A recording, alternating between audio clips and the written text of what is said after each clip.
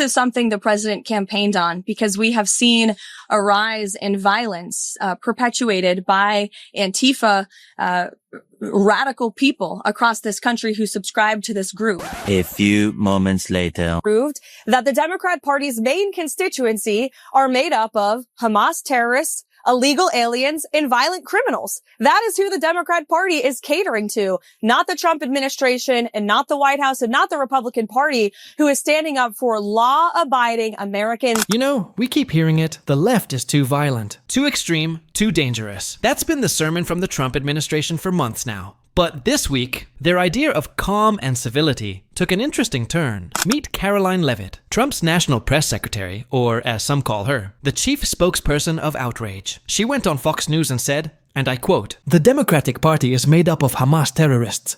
Because, of course, nothing cools down political tension like calling half the country terrorists." I haven't seen White House response yet, but you can provide it to us here.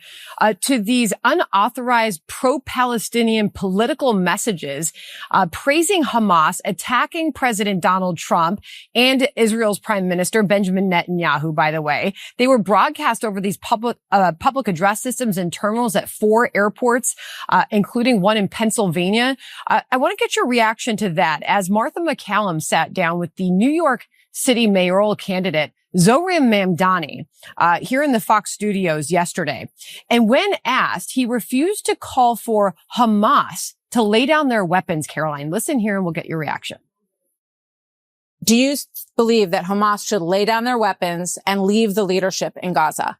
I believe that any future here in New York City is one that we have to make sure that's affordable for all. And as it pertains to Israel and Palestine, that we have to ensure that there is peace. And that is the future that we have to fight for. But you won't say that Hamas should lay down their arms and give up leadership in Gaza. I don't really have opinions about the future of Hamas and Israel beyond the question of justice and safety. What is White House reaction to all of that, Karoline? Well, that's a classic case of I don't want to answer the question because I know it's wildly unpopular. In the Democrat Party, this interview proved that the Democrat Party's main constituency are made up of Hamas terrorists, illegal aliens, and violent criminals. That is who the Democrat Party is catering to, not the Trump administration and not the White House and not the Republican Party, who is standing up for law-abiding Americans, not just across the country, but around the world. And that's why President Trump worked so hard to end this conflict in the Middle East. It was President Trump who brought home the last living hostage out of Gaza, Edon Alexander, who has since been reunited with his family in New Jersey. It's President Trump who is actually pushing for peace. And I would like to add, where are all of the Free Palestine protesters? It's President Trump who freed Palestine, literally. And they are now very much quiet, because why? They can't stand President Trump. And that is the basis of the Democrat Party today. They don't stand for anything except for catering to their far left base, which, as I said, includes anti-Semites, includes Hamas terrorists, illegal aliens, and violent criminals who they want to let off freely to roam in American streets. Whoever's running the messaging there needs to stop. If you claim to stand for law and order, don't paint the other side as criminals or call them Hamas. That's not a one-time mistake. It's a tactic, turning political opponents into enemies who must be crushed. That kind of talk scares people and breaks trust. We should argue with facts, not with fear. American politics today is between these far-left fascists led by Harris and her group. We have a fascist person running who's incompetent. She's a Marxist, communist, fascist, socialist. She's not actually a socialist. She's gone past that. Somebody's got to explain this woman. There's a radical left Marxist, communist, fascist. But we have to take care of this little gnat that's on our shoulder called the Democrats. They want to give all of our money to illegal aliens that pour into the country. And, you know, I have a bigger heart than they do. But the problem is when you do that, they come in by the millions. Everybody wants that, so you can't do it. Think about this for a second. This is the same government that calls peaceful protesters insurrectionists, yet sends troops into American cities to silence them. The same people preaching freedom are the ones crushing it. Important mission. And I told Pete, we should use some of these dangerous cities as training grounds for our military, National Guard, but military. What they've done to San Francisco, Chicago, New York, Los Angeles. They're very unsafe places, and we're going to straighten them out one by one. And this is going to be a major part for some of the people in this room. That's a war, too. It's a war from within. controlling the physical territory of our border is essential to national security. We can't let these people in. The president also said at the Pentagon yesterday that he wants American cities to be used as training grounds for the American military. Is this the highest and best use of the U.S. military, and is this the right way to train them? I don't serve in the Pentagon. I run the House of Representatives. And what we need to be talking about today is real harm that the American people are going to feel because of what Chuck Schumer is doing. Let me tell you what's going to be. Well, hold on a second. As Speaker of the House, infants and children are not going to have nutrition As programs. Speaker of the House, do you believe it's appropriate to use American cities as training grounds for the U.S. military, calling those people in the American cities the enemy within? I'm asking you, as Speaker of the House, do you think that's appropriate?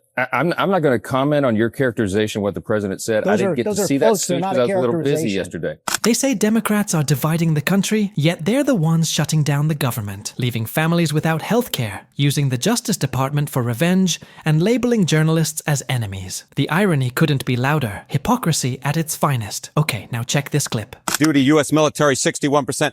The National Guard in particular, 58%. When you get 3 in 5 Americans agreeing on anything, you know if that is on the opposition side, it's a political loser. And among independents, who are, of course, that key block in the middle of the United States political electorate, we're talking about 2/3 of independents there and about who oppose the deployment of either active duty U.S. military or National Guard into U.S. cities. What are the questions that people are asking, or what are the issues they see with these deployments? Okay, look, I think it's that they don't buy Donald Trump's case for why these troops must go into the U.S. cities. So the New York Times essentially gave you a two-pronged little answer here, right? Trump may use the National Guard to intimidate rivals, or big city crime will spiral out of control if the troops don't go into cities. What you see here is the majority that takes the case is that Trump may use the National Guard to intimidate political rivals at 51%. You can really see the double standards now, can't you? Trump's top propagandist goes on state-run TV, calling Democrats violent criminals, illegal aliens, even Hamas. The irony couldn't be clearer. Trump calls student protesters domestic extremists. Yet he proudly invites January 6th rioters to his rallies. And those shouting free speech on the right? They're the same ones who threaten to fire anyone who dares to criticize Charlie Kirk. The hypocrisy is right there, loud and clear. You see someone celebrating Charlie's murder, call them out. And hell, call their employer.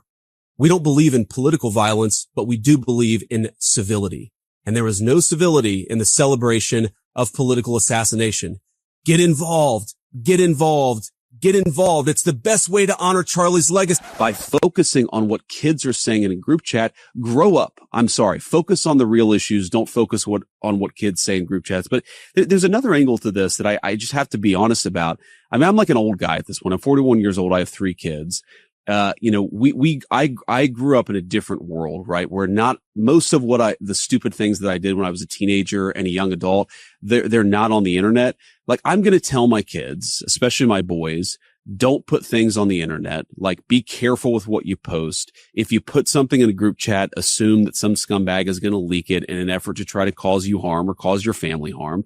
But the reality is that kids do stupid things, especially young boys. They tell edgy, offensive jokes. Like, that's what kids do.